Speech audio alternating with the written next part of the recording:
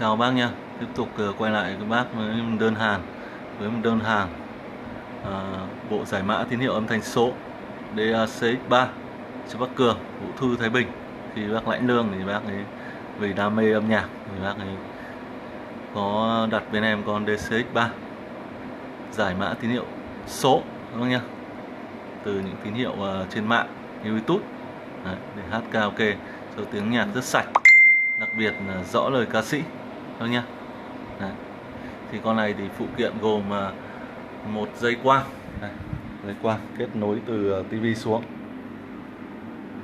Đây, xuống input, các nhìn thấy input không? Input optical. Đấy. Và nó sẽ giải mã ra đường hoa sen trái và hoa sen phải xuống kênh BGM của con DSP K5 của em, thôi nhá. Đây, K5 DSP K5, một dòng vang thần thánh sau những thành công của K3, thôi nhá. Con này thì tối nay em sẽ giới thiệu chương trình chống hú của nó, thôi nhá. Đấy, em sẽ set up cái chống hú cho nó các bác coi.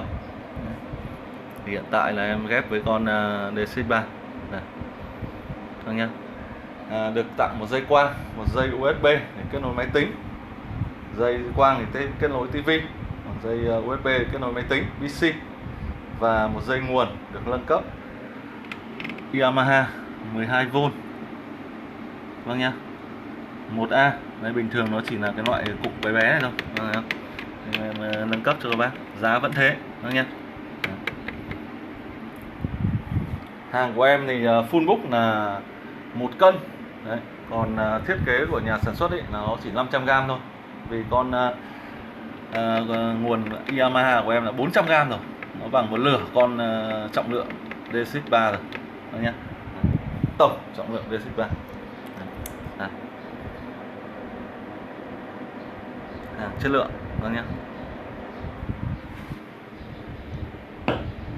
Sau đây xin mời quý vị cùng lắng nghe liên khúc này.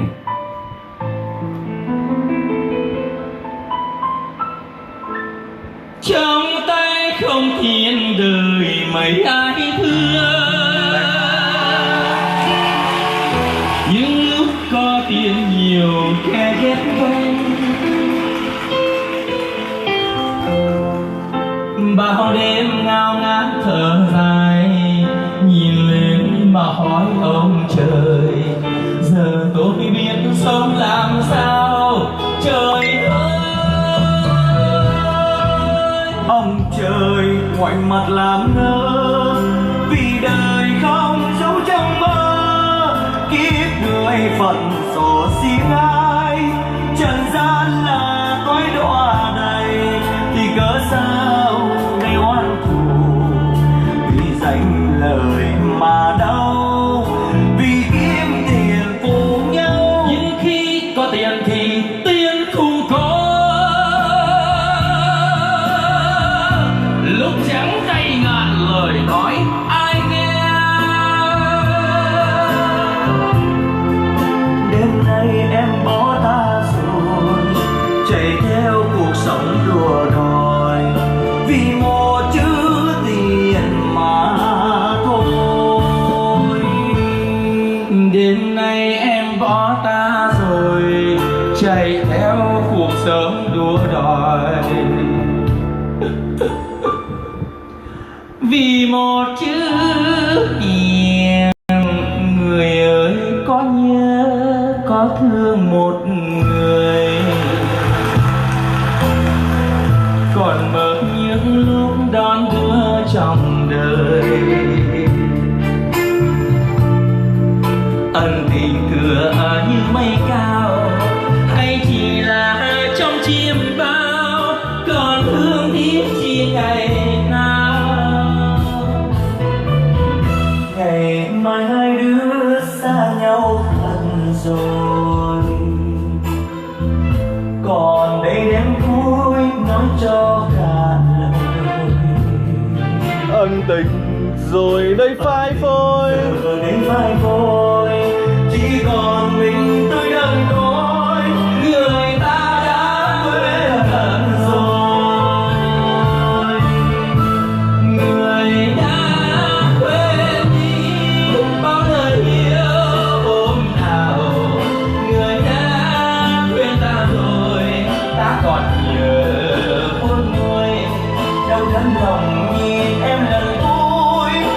đây rồi hòa sang ngàn khơi, nghe thương sầu xót xa lòng tôi.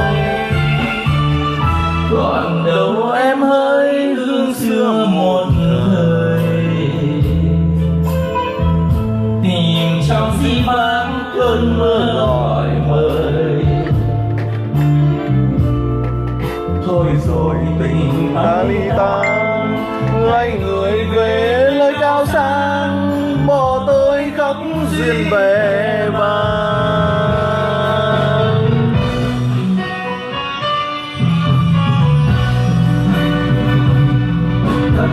Xin kính chào đại gia đình, cảm ơn đại gia đình đã yêu thương con nuôi của tôi Trương Ngọc Thái và ủng hộ chương trình các em nghệ sĩ. Chúc đại gia đình lúc nào cũng may mắn và chắc chắn là sẽ được thời lên mưa.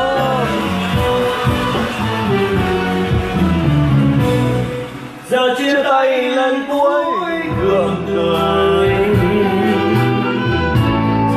mà nghe tin đớn đau xa rời. Mai COD mới làm thì mai anh gửi. Đây hiện tại đi Ca Long đây, Bayer Vios đây, Bayer Vios chuẩn bị đi Ca Long, VS 790A luôn vào ngay, và một con đẩy 4 kênh. Đây, sẽ gặp nhau ở Giáp Bát các bác nhé. Thôi chào các bác. 4 con Felix là gì ok rồi, 4 con Felix nhớ rồi. Thôi em chào bác.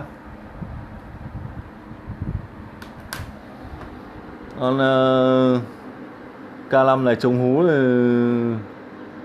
tốt, khéo còn hơn con K6. Thế em lạ. Sử dụng nguồn AutoVol và có lọc nguồn các bác nhé.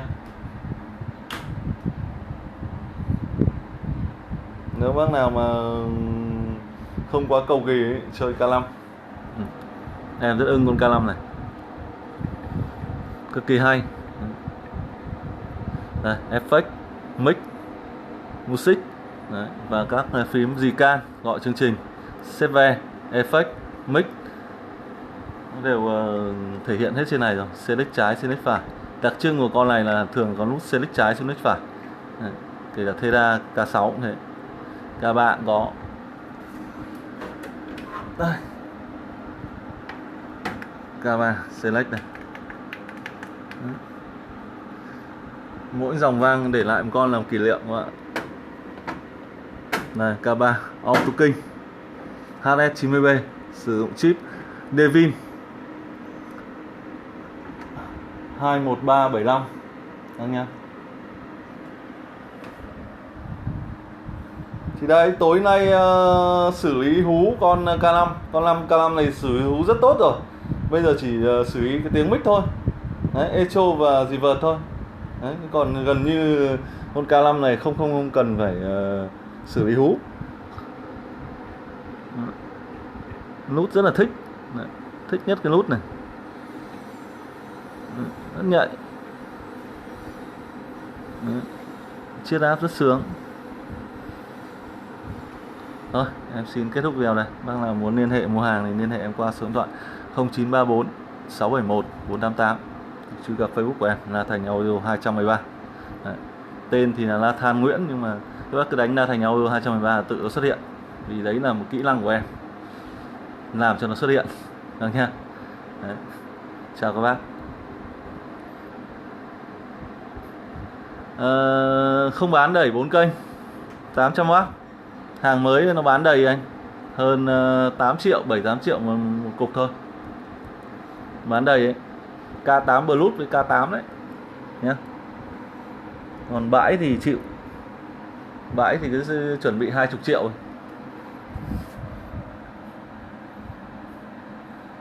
Chào các bác nhé.